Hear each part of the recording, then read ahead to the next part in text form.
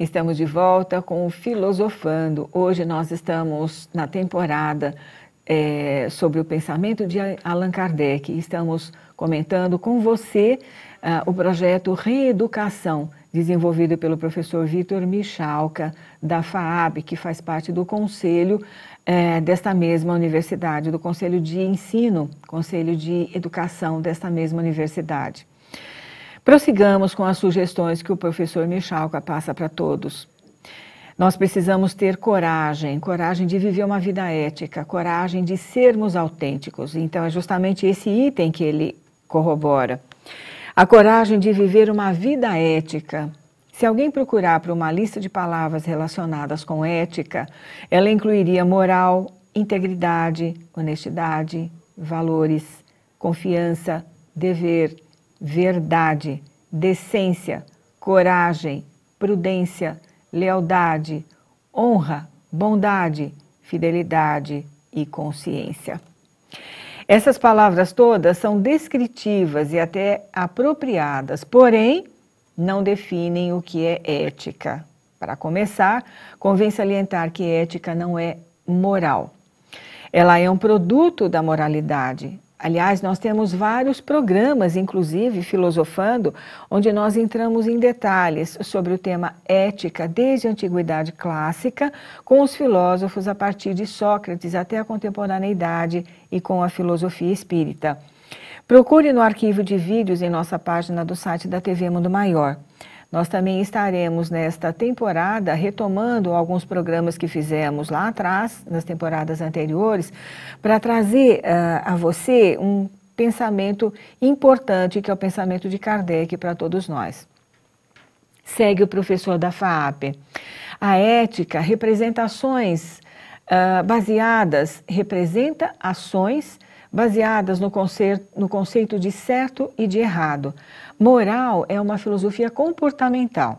Ética é a manutenção da vida em seu mais elevado nível de desenvolvimento. Qualquer ideologia que tire das pessoas a responsabilidade pessoal, que encoraja que elas cedam a moralidade pessoal a outras, é muito perigosa. Atente para isso, porque nós estamos sendo muitas vezes manipulados pela mídia comercial nesse sentido. Fique atento. No mundo cínico e por vezes dissoluto, é necessário um tipo especial de coragem para resistir às tentações e ao escárnio daqueles que não são éticos. Você tem esse tipo de coragem?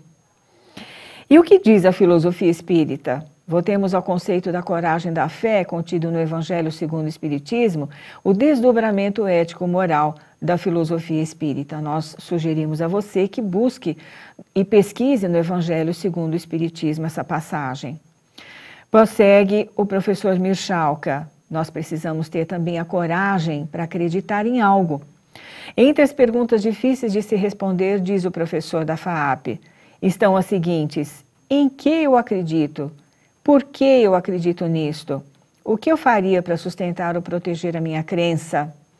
Você deve ter a coragem de encontrar-se com pessoas que desafiem as convicções que você possui. Isso vale para tudo na vida, mas podemos e devemos aplicar esses conceitos, por exemplo, na defesa do espiritismo.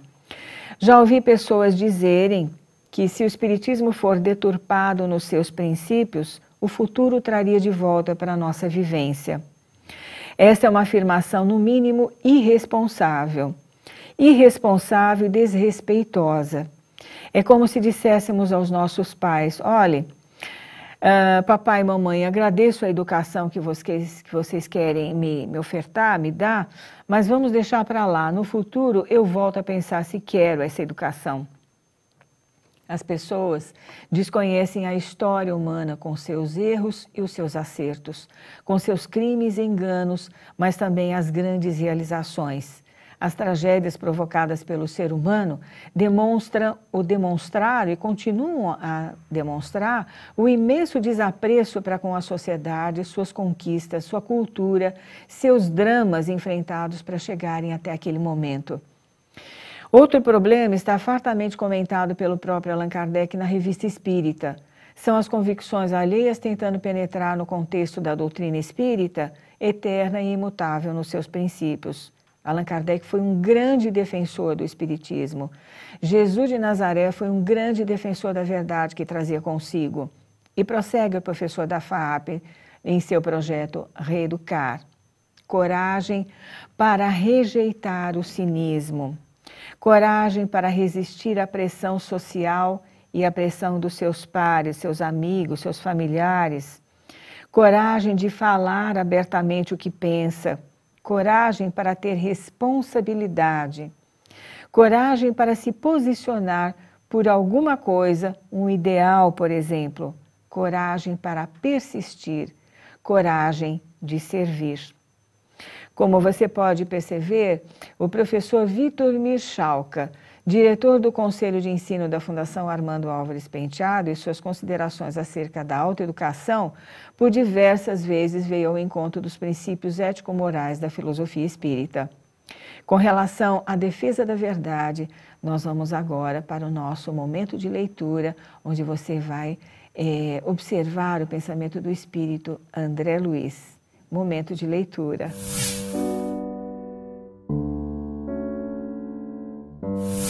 Defesa da verdade.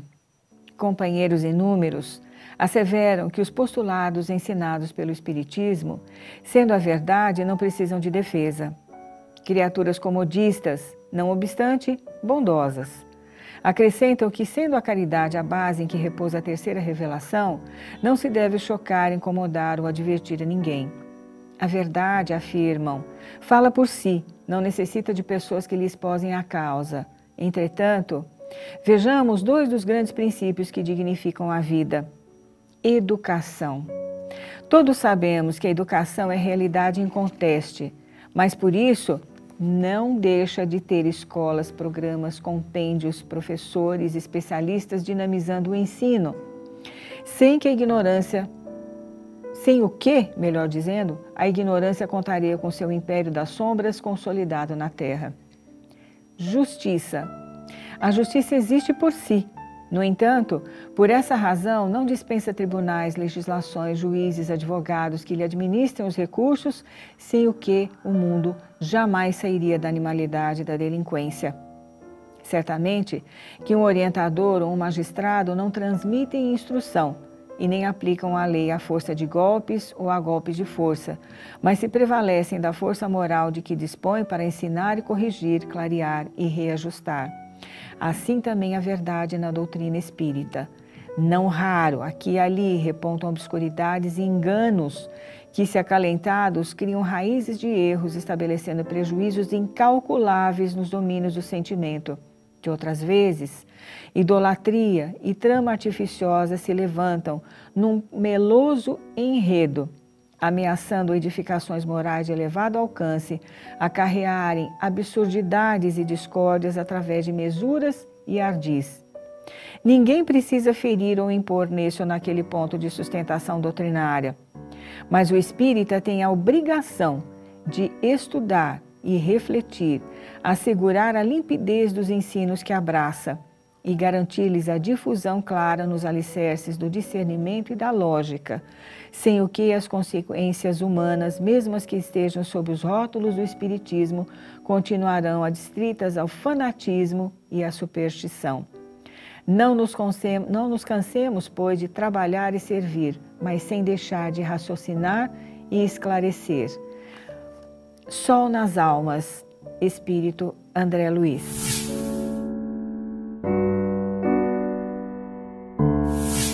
Como você bem viu, os espíritos também endossam a fala de Allan Kardec em toda a codificação e também as ponderações do professor da FAAP que nós trouxemos a você. Nós estamos finalizando o nosso Filosofando. Nós não queremos deixar de lembrar a você da necessidade que todos nós temos de fazermos parcerias com a Fundação Espírita André Luiz também, que agrega a TV Mundo Maior e a Rede Boa Nova de Rádio. Faça parte da nossa equipe, faça a sua contribuição hoje mesmo, ligando para o 0800 12 18 38 e associe-se ao Clube Amigos da Boa Nova. Não se esqueça que a sua contribuição também ajuda a manter os inúmeros internados na unidade de longa permanência das Casas André Luiz. Faça parte e até o próximo Filosofando. Fique com Deus.